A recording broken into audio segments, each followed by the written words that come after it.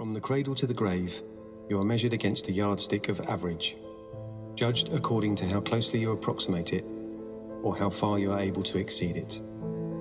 A modern conception of the average person is not a mathematical truth, but a human invention, created a century and a half ago by two European scientists, Quetelet and Galton, to solve the social problems of their era. It's what Todd Rose speaks about in his bestseller, End of Average.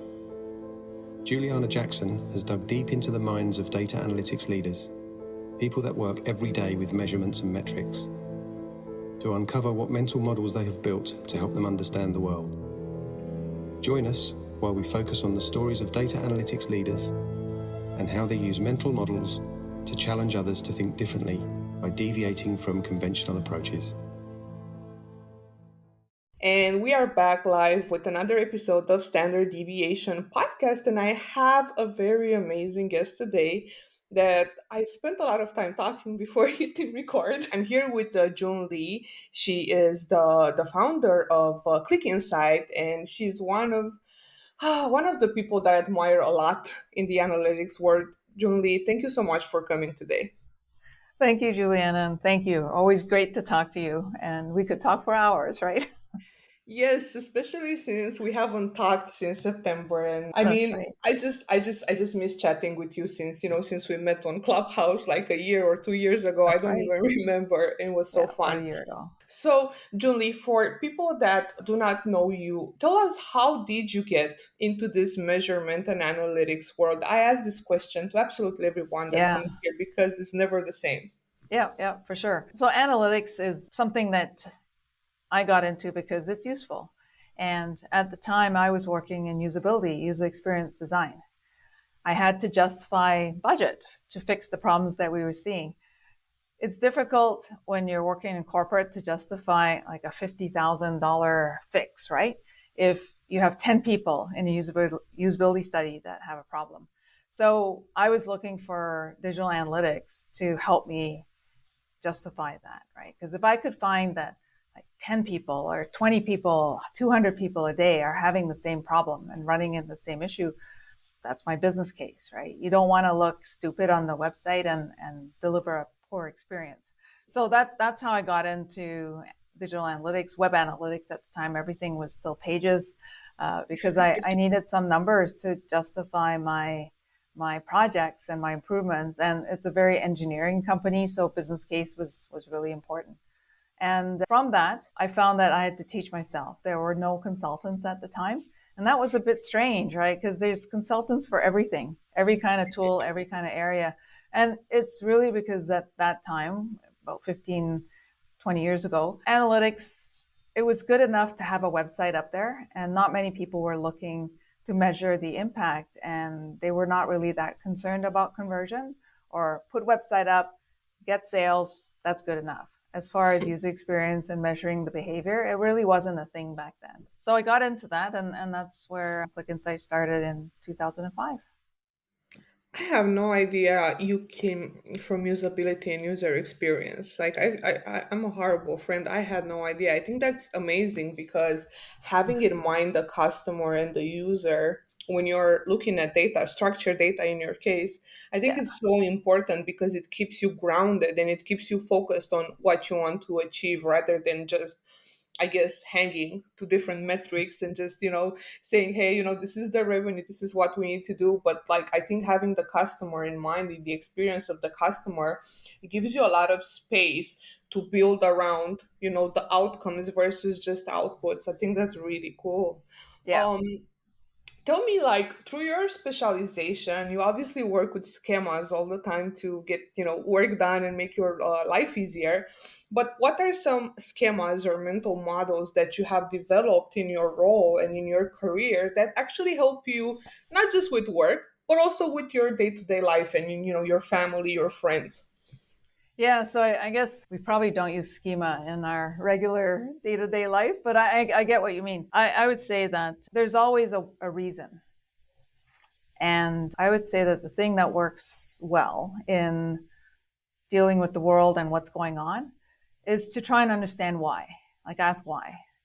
And there's always a reason for why things are the way they are. They're not as they seem. And by the way, so before usability, I'm actually a chemical engineer, and I started work out of school in a refinery. And actually just ask why. The operators would try to mess with our heads, the new engineers, and tell us things like water's flowing uphill, right? There's a reason for that. It's just, anyway, so they'd send us off on these crazy investigations. They knew why things were looking the way they are, but they would try to mess up the smart engineer, right? So there's always a reason why, and that's actually how we start. You mentioned outcome and not output. And that's how we set ourselves apart. We're not about the data. We're really about what better outcome can we deliver for our clients. So we don't call it mission statement, but our statement is that we try to find a better way every day. And we happen to do that with data and the I process. think that's really important. I had a very interesting conversation with Tim Wilson about the why. Yeah. And he was mentioning how important the evidence ladder it is to the why. Yeah. And like, what do you think, in your opinion? This is something that just came to me off the spot. Sure. Yeah. What do you think are the main differences between causation and correlation, Yeah. and when it comes to your day-to-day work as a data analyst? Yeah, that's always like you see things happening and you have to ask why, right? And if you ask why, then you'll figure out if it's a correlation or there is causation. And it's risky if you just assume that causation follows correlation, right? Because it may not. And if you hedge your bets or you assume that that is the cause and it's not, when you take action based on that correlation, then nothing will happen because that actually wasn't what caused what you think happened there, right? So we always try to educate our clients and our new consultants as well about really try and understand like the why behind what you see happening. Don't just say, oh, that's the way it is, or so and so said that that's what happens. Like, is that really what's really happening, and are you sure that that's the cause of it? Questioning things and using evidence or statistical rigor to have better decision making. And I think it's awesome that you're educating you're obviously your consultants, but also the customers that you guys have to think like that, because critical thinking is so important. And when you are working on a project like this with an agency, I think the last thing you want to do is to outsource your thought process to the agency. You should have your own thought process, not just outsource everything to the agency. So I think it's really amazing that you guys are doing that, because sometimes there's consultants or agencies that are taking that thought process, and then the customer doesn't know exactly what's going on, and then is when those frictions occur Yeah. between in the agent the client relationship. Damn, I like that. We actually try and outsource our thought process to the client. Like, we educate, but we would like our client to think the way we do, because they see all of the information. Like, we Yeah. only see what they expose us to, and we're not there all the time. But if they understand the way we would think, then if they see something, they'll go, oh, well, because of that, then I should possibly think about changing my tactics or change the way I'm looking at this data, because something else is happening. And other reasons are that, like conversion, right? Big buzzword. When someone says, client says, I want to track the conversion for this campaign, and they might latch into a specific item. They say, I want this to be a goal, right? we ask them why. Like, if you have this information, help us understand why it's important to you. Like, what are you going to do with this? And recently, or just last week, we were talking with a client who said, I want these set up as goals. And we talked to her about what she would be wanting to take action on after that. Wrong thing to do. Like, that will not work, will not give her the answer that is actually relevant. And it's hiding and understating what she wants to know. Exactly. So it's, if you take, I guess, the simple answer, like, goals are a good thing, yes, but for certain circumstances, it might not always work. So we really have to try and understand the why. Yeah, I think you're absolutely correct and spot on. And It's also like sometimes when you have these conversations with clients, asking this why can also give them more that than they expected initially from this conversation. Like you can find this metric or you can find these insights, but also more by having these conversations with the analyst that you're working with. Yeah, Yeah. 100%. So besides you being the analytics superstar at ClickInsight, I know you're also a teacher at the University of Toronto. Yeah. So I'm very fascinated with education, not just because I work at Like CXL, but in CXL. general. Yeah. But when I speak about education, I'm mostly fascinated lately, and this is a very common topic with all my guests in the podcast, the numbers behind education. And when I'm saying numbers, I'm talking about the grading systems that schools have to rate the progress or the value of students. And I want to ask you, what do you think about the grading systems in schools? Yeah. And so you do need measurement, right? Of Analytics course. person, of course, you need measurement. But is the appropriate thing being measured? And it does depend on the course and whether the knowledge is applied knowledge or not. And I think part of it is that some of the grading systems for some of the courses have not evolved as the content and the purpose of the course have changed, or what people need to do with it when they leave, right? For example, digital marketing. If anyone's teaching digital marketing and it's strictly a lecture where they do not have them actually look at a website, analyze a website, actually think about usability and possibly look at something like digital analytics, and they just quiz them on the facts. That's not good practical knowledge. So the grade is less useful than a grade where it is something that is knowledge based, right? So I think it depends on the course itself. And whenever you have a score or a grade, right, games can start to happen. And one part about education, I think it's a bit hidden, is the fact that how good a course is or whether the grade is meaningful depends so much on the passion and the intent of the teacher, the leader of the school, right? So some schools, their purpose, if it is to get high grades, well, they can only play the game for so long. I know that our universities here, they know which schools, like a 90% at one school is really an 80 at another school, right?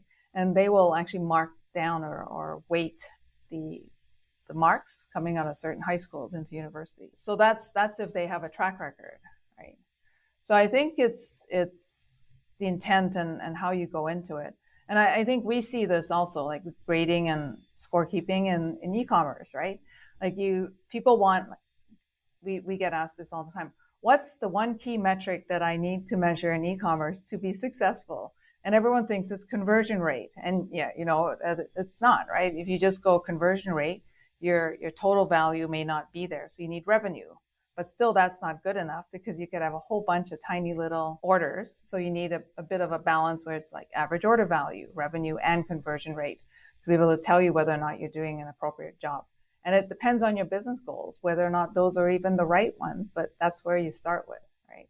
So I think it's a balance kind of thing that we need to consider. And for my course, by the way, there is no grade. It's a continuing education course. It's a 2-day, and we're probably going to change it with GA4 coming. I think 2 days is not going to work. We'll probably do it virtual and give some soak time in between so they can actually compare UA to GA4 and see the differences. I don't think we can show them that. They're going to have to spend some time using it. And one of the things which I think one of your prior guests talked about, universal analytics in real time not working anymore. 2 years ago, that was a key part of how I trained analytics in the classroom, because I was relying on real time to actually show them cause and effect. And you do this, and this is how your campaigns will show up. So we can't afford to wait 2 days or even 2 hours when you're running a course that's only 2 days long, right? So with those changes, going to have to look at training a bit differently. And yeah, grading is same things with analytics and scorecards. You really have to look at, are you measuring the right thing? And is it actually working as you intend, or are your results something different? I love your answer because I know Simo also worked in the academics, and also Ben Labe worked in academics, but you're the only one teaching constantly right now. And I hope I'm not wrong. If I am wrong, I'm sorry, Ben or Simo. I want to ask you something that I thought about today in another Mm-hmm. conversation Sure. with Millie, and I had a moment of brilliance, I think. Okay. So if you think about it, in the past, the teacher was the ultimate gatekeeper of information for how to do different things or how to go and about different things. And, Mm-hmm. the teacher was the one that had the information. Nowadays, information is all over the internet. There's so many courses, there's so many Mm-hmm. lectures and YouTube videos. Like, you can learn absolutely anything from the internet nowadays.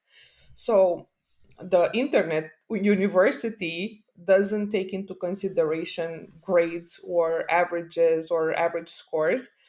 Basically, anyone can pick up a course that wants to, and of course it Yeah. has everything to do with what you said earlier, that the talent and the dedication of the teacher is very important Yeah. on how they're going to use that.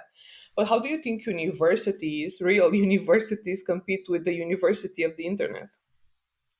I think I would call it focused curation, right? Hmm. And in some ways, it's the difference when, well, let's take consulting. Everything that we can do is actually available free on the internet. However, you have opportunity costs.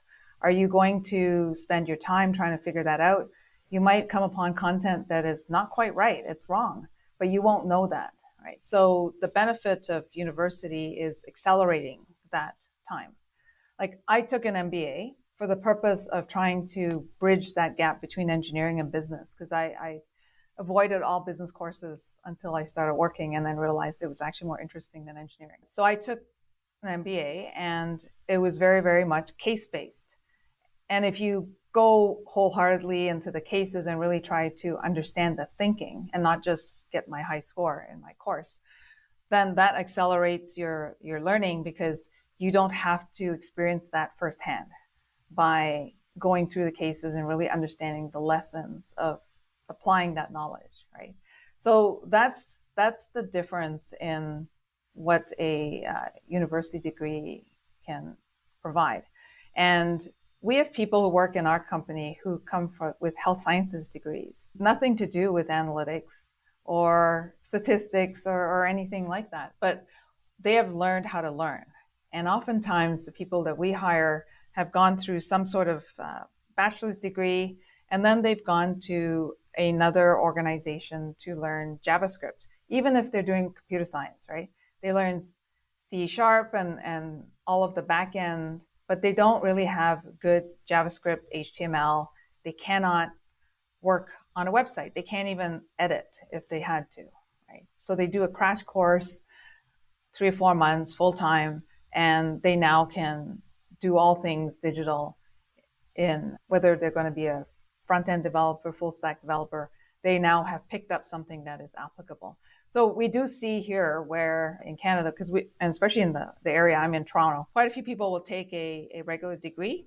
And then because they've not got the practical, they then go to what's called a community college, and they do another 1 or 2 year diploma and as a co-op, and then they're set for life. Because now they've been set up in the direction that they need to. So it's grown significantly between third and fourth year university. A lot of universities here have what's called a professional experience year, where they go out and work for anywhere from 13, 16 months out in a real life company. And therefore they find whether or not they're in the right area or should they be looking at something different. So I that's really, where, like, universities, so it's more curated experience. yeah. It can help you get things in a shorter period of time. And I think the biggest thing is it helps you learn how to learn. Yeah, I love that. Like, I think that's a very valid point, learning how to learn, because not everybody knows how to learn. Not everyone knows how to take the information and apply it and use it.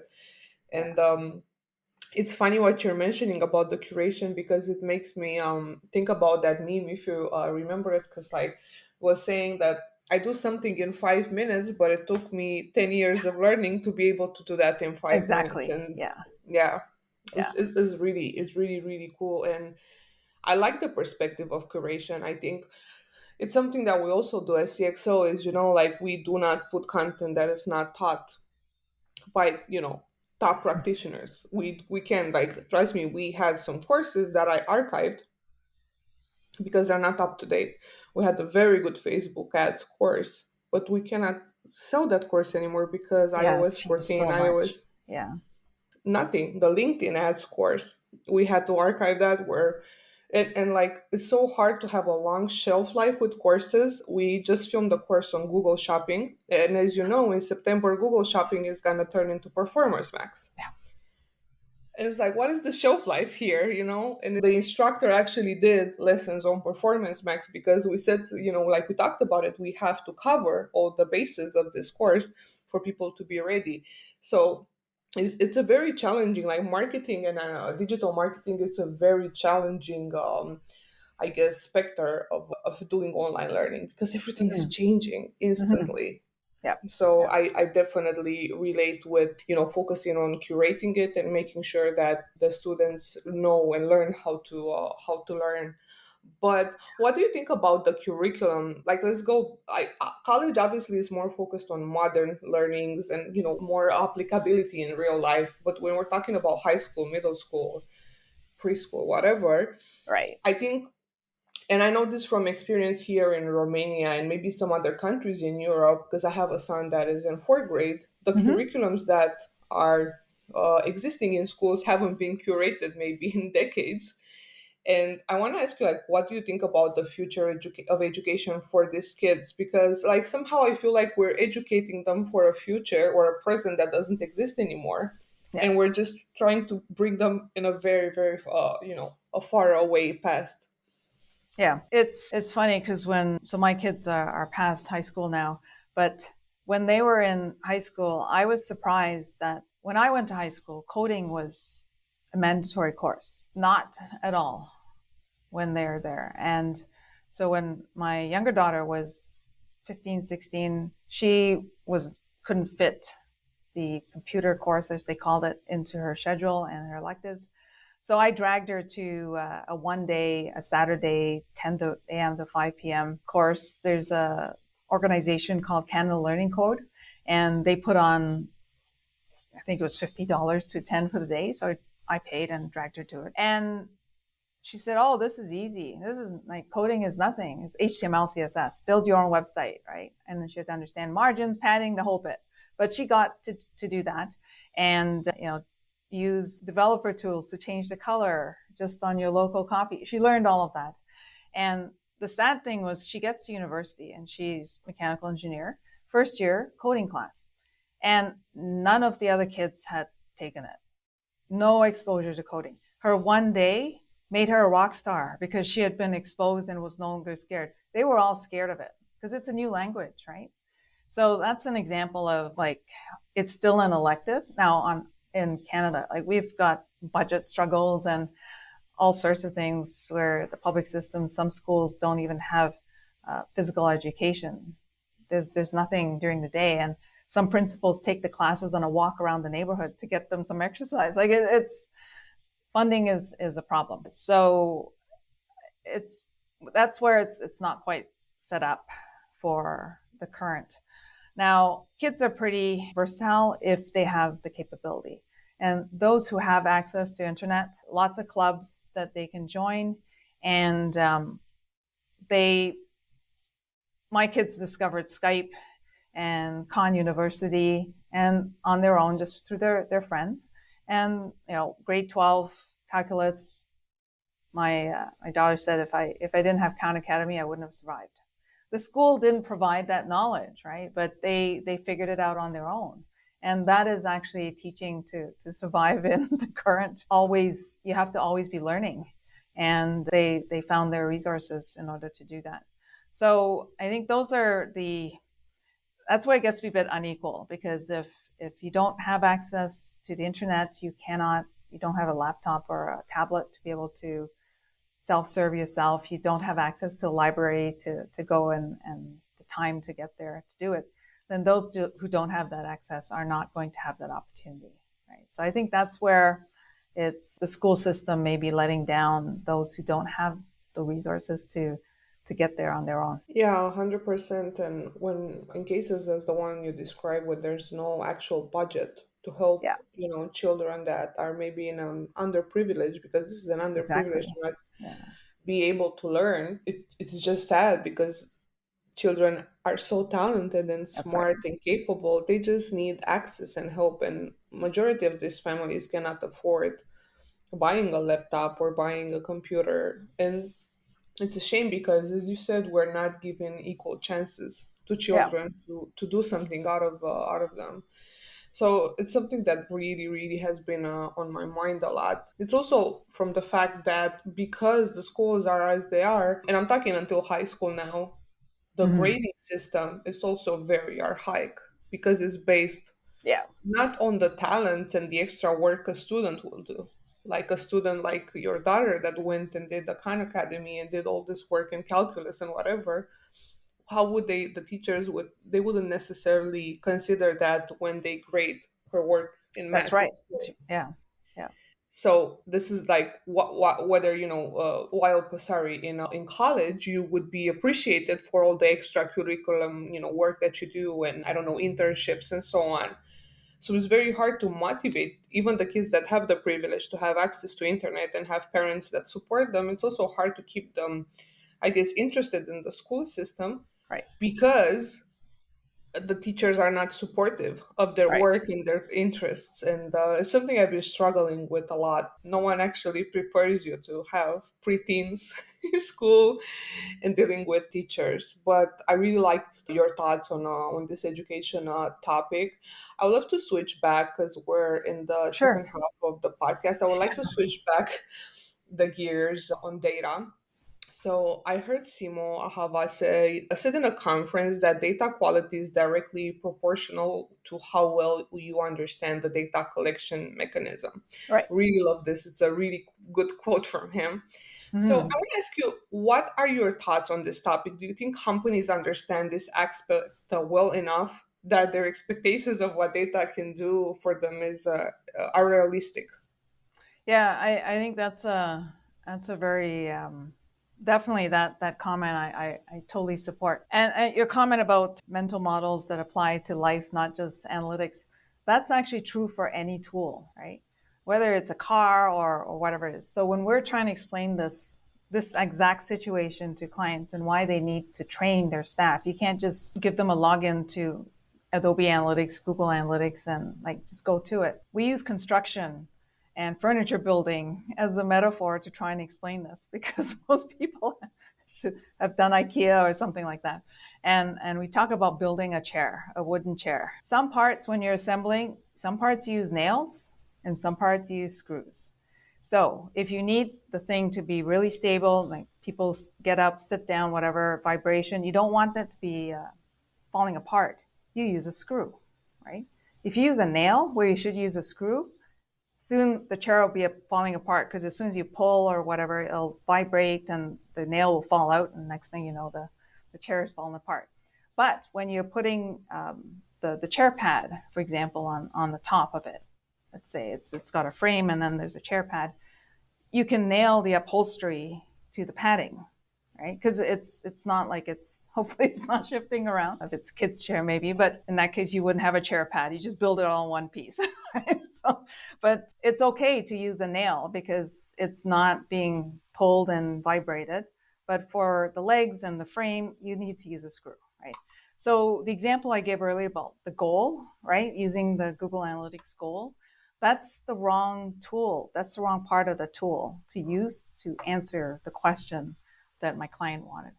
And that's the part I think that what you mentioned about SEMO is that you need to understand the intricacies and the nuances of what the tool can and can't do and its limitations.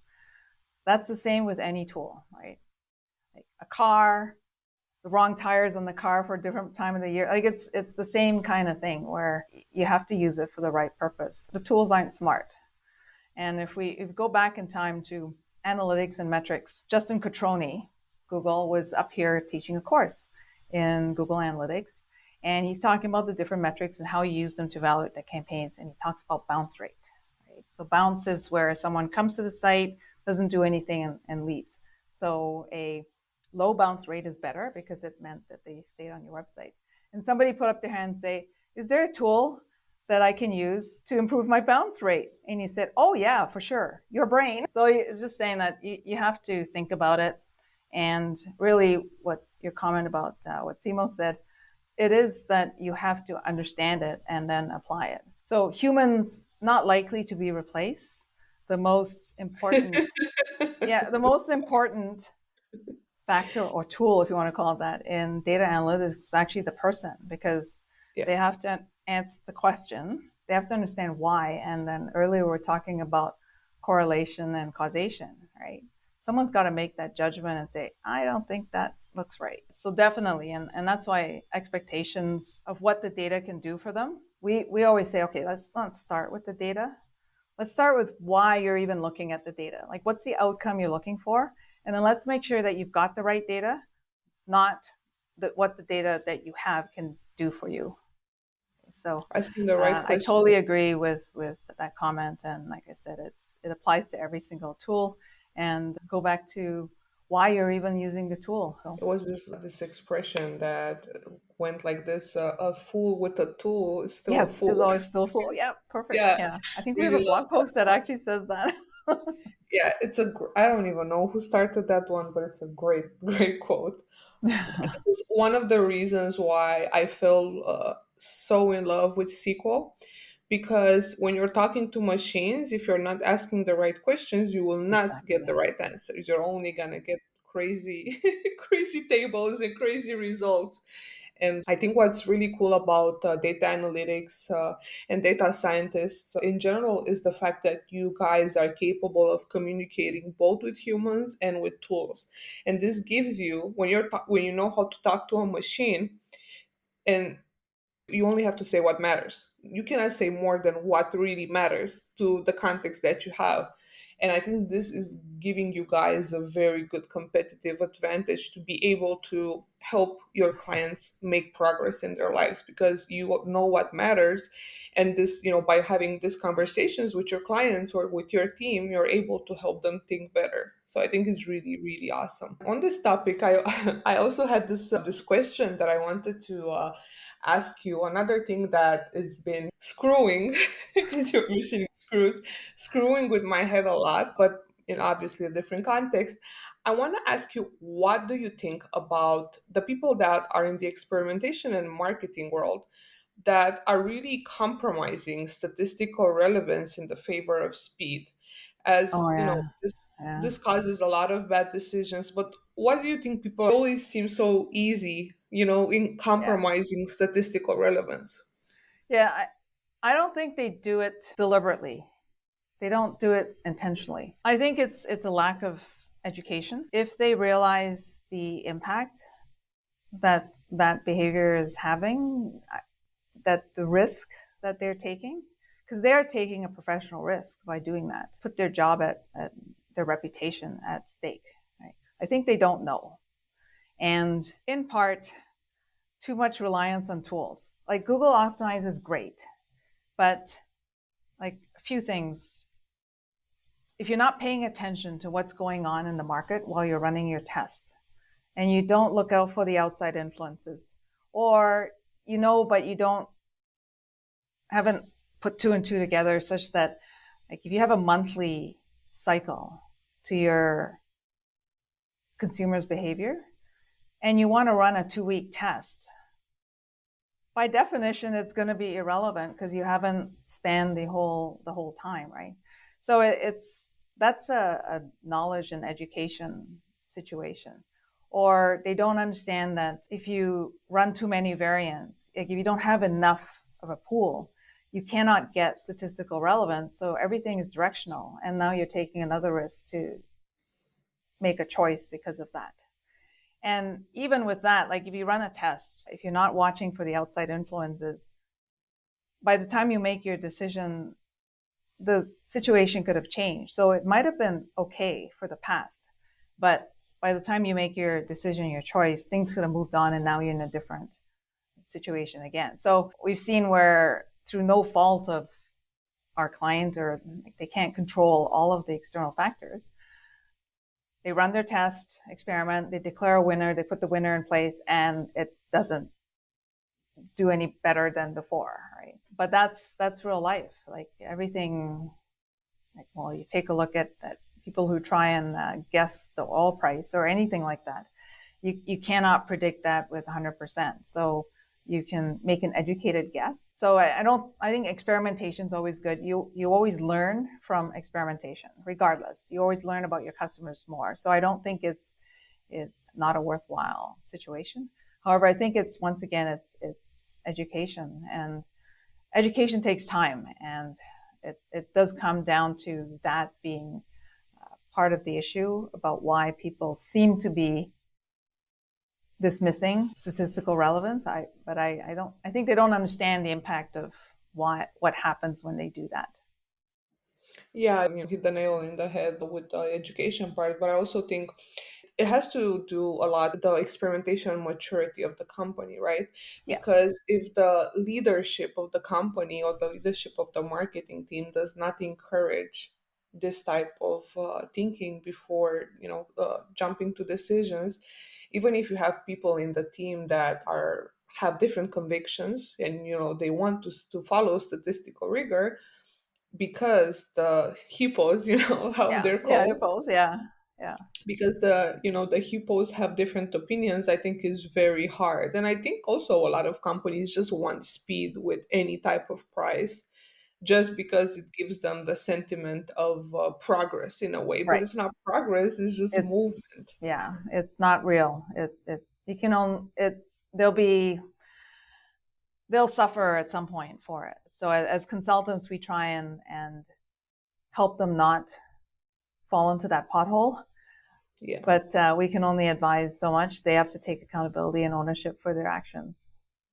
100%. I think I always I like to learn from my mistake. This was something I used to do in the past when I was a junior, and I was, looking at data just to prove my own point.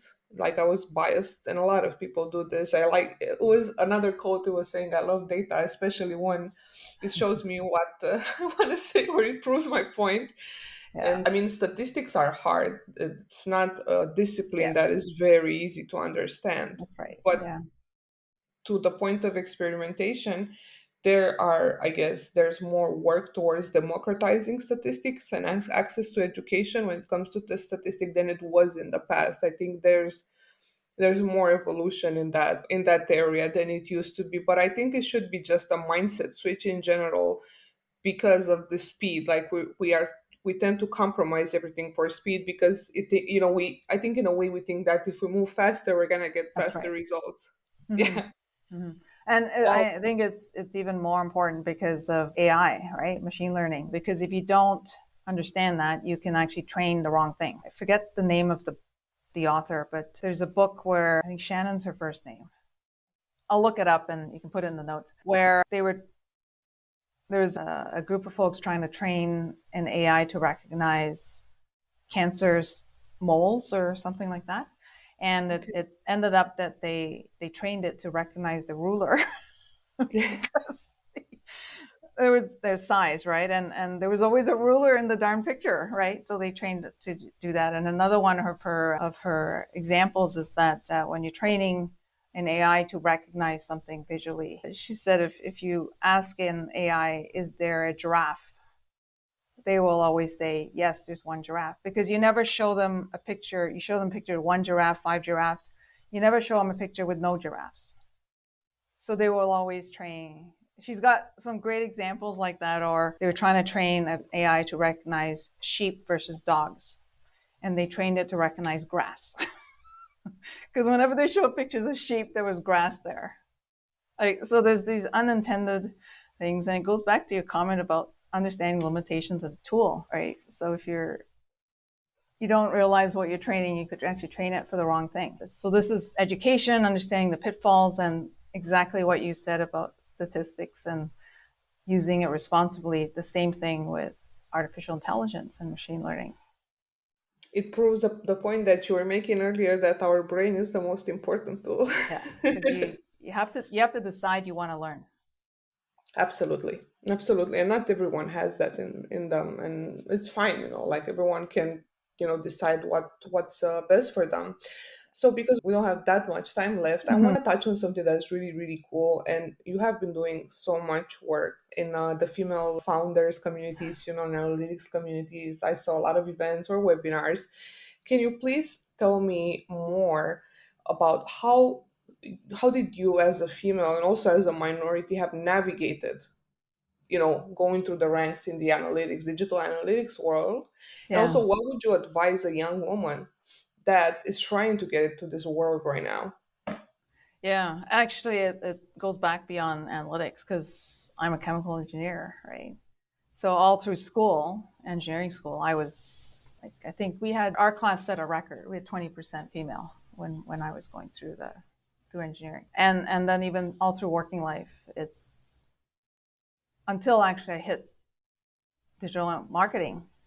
Mostly, I was in the minority, both due to race as well as gender. So Gender. try and find a community and others who are like you to hang out with.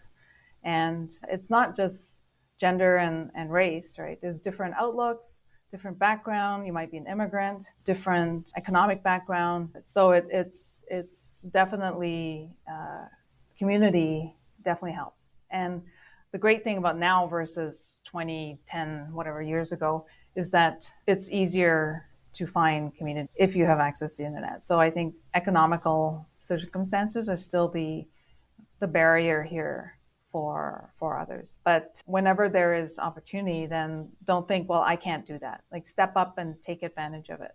And more corporations are getting involved, like with the Digital Analytics Association, for example. There's been changes in what they've called themselves. It was the Anti-Racism Committee, the BIPOC Committee, and now they're just saying it's just supporting diversity. So they've done a few outreaches to minority youth to share with them the possibilities and how they could look at working in a career that involves data.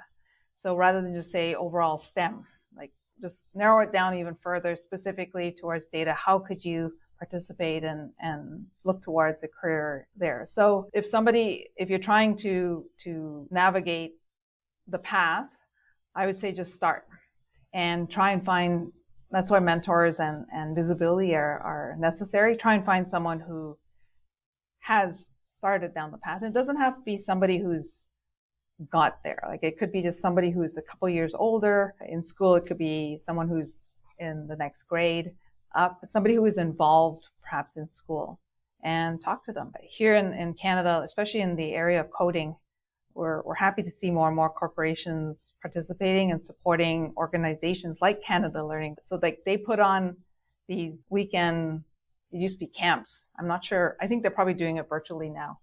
And Google supports that effort, right? Because it takes time to host these events and set up and make sure you have enough devices for the kids who are coming in for the day or the week.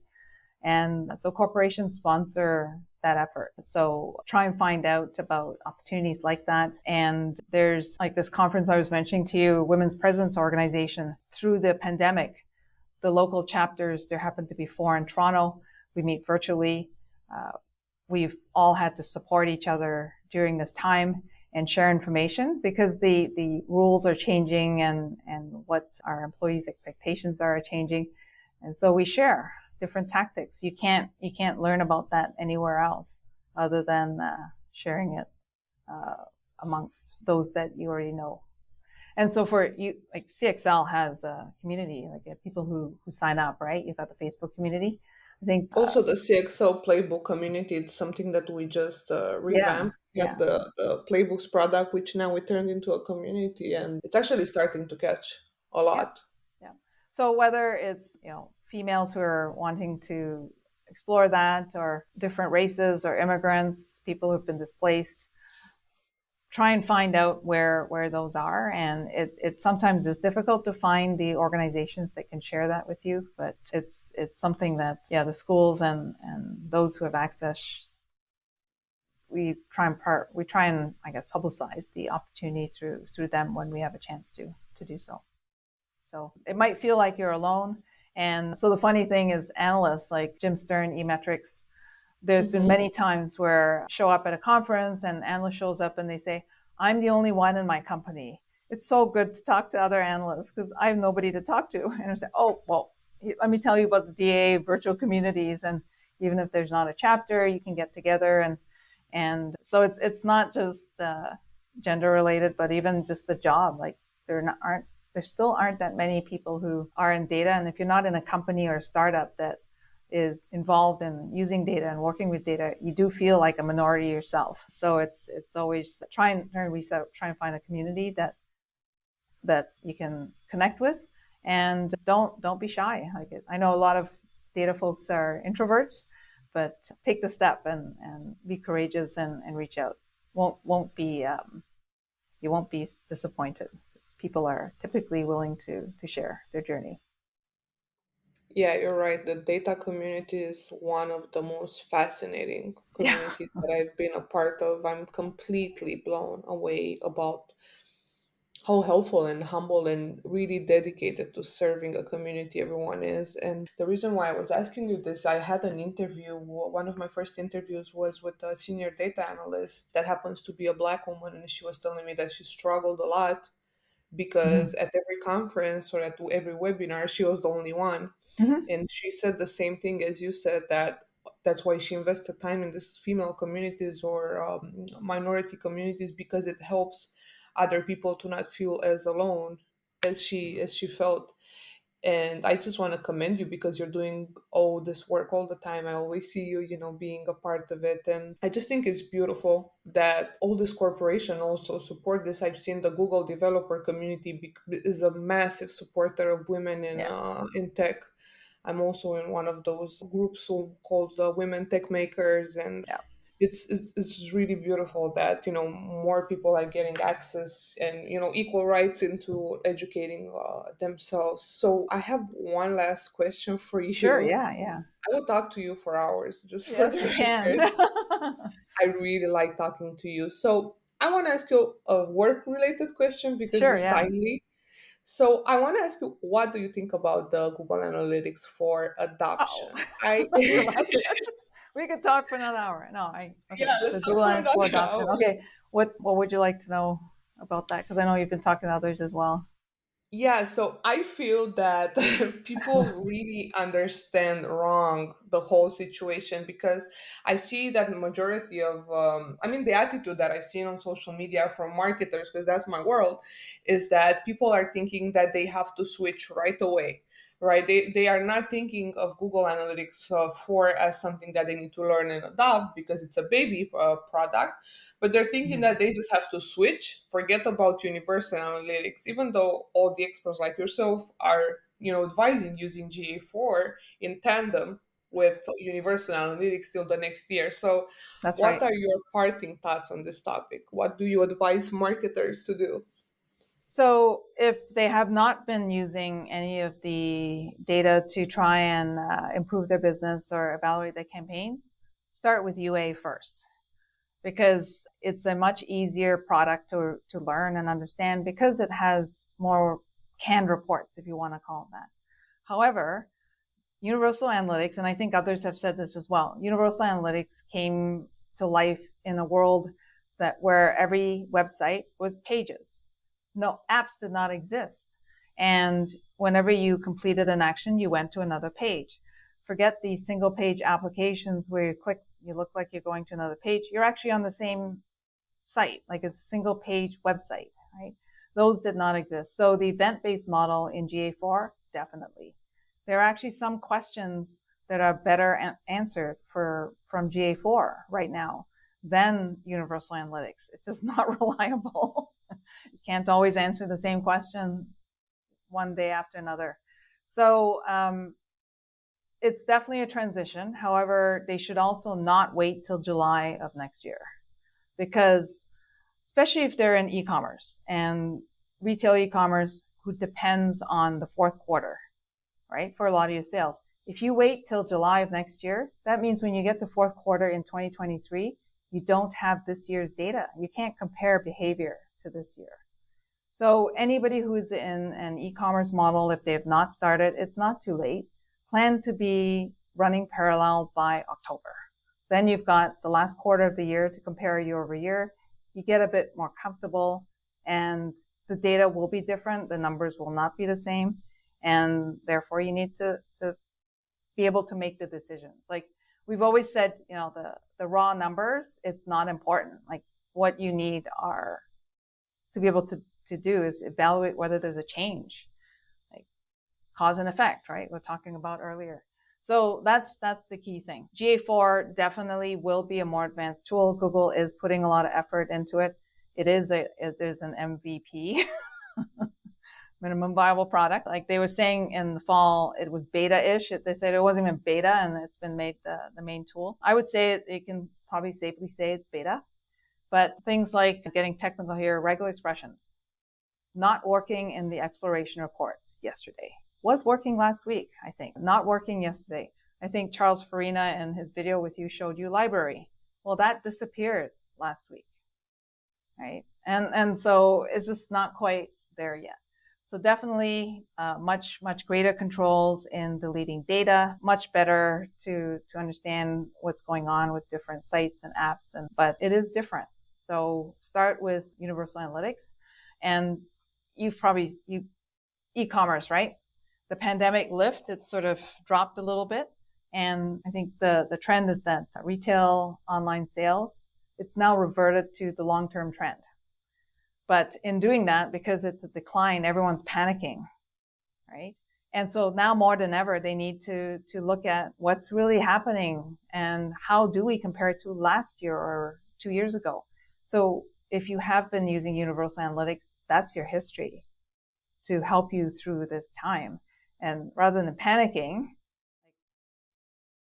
what is it that people are doing differently now versus last year? So use that as their baseline, and then run parallel so you can translate. It's like using metrics, measures, and feet and inches, imperial, right? You have to get used to the new conversions, and it's a new language. GA4, like think of it as a different language. So much more capability. Like I said, some areas we're jumping over into GA4 because it's actually better and easier to analyze there. But for the most part, we're in universal analytics. So try and become bilingual over the next year. So is ClickInsight helping clients to migrate? Yeah, and a lot of our clients, they've been running parallel for over 6 months already. Great. And getting used to all sorts of weird stuff happening. Like last week, we found that bot traffic, for example, got through on GA4, but UA caught it right away. So there's just some things like that you got to get used to, so you're not thrown for a loop, and you get used to the quirks a little bit. And so because we're seeing these problems across multiple clients, we can help calm things down, and if they see a glitch, we'll sort it out. So yeah, it's still early though. Yeah. So we're doing a lot of custom training right now to help folks understand, and it's a really good time to take a look at the measurement model that's in place. What's working, what's not, what do I wish I could answer with Universal Analytics that I can't? Let's try and get that done with Google Analytics 4. Awesome. Well, Julie, thank you so much for your time today. Where can people find you, follow you, connect with you, or ask you to migrate them to GA4?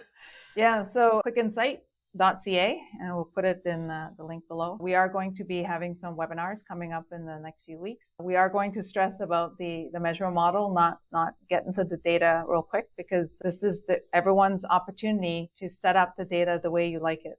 And in doing that, you don't just want to take someone else's business model, because if you have competitive advantage, like what you are doing is what GA4 should be set up to measure. And you're also on LinkedIn. Yep, LinkedIn, June Lee, and on Twitter, June_Lee.